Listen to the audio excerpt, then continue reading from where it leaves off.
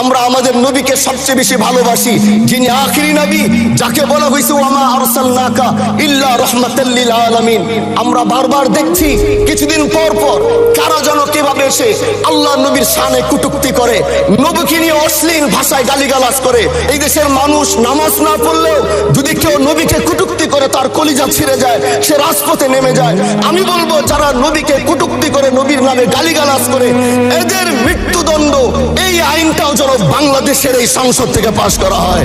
মাননীয় স্পিকার, এলাকায় বলেছিলাম যে আমরা ন্যায়ের পক্ষে কথা বলবো, ইনসাফের পক্ষে কথা বলবো।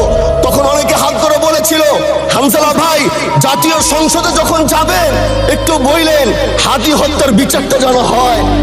ন্যায়ের পক্ষে কথা বলেছিল, ইনসাফের আওয়াজ দিয়েছিল।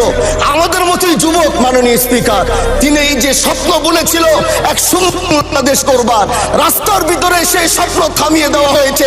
এই বিচার যদি না হয় তাহলে আমাদের মতো হামজালাদের নিরাপত্তাও রাস্তায় কেউ দিতে পারবে না মাননীয় স্পিকার। এই জন্য আপনার মাধ্যমে আমি বলতে চাই, হাদি হত্যার বিচার যেন সুনিশ্চিত করা হয়।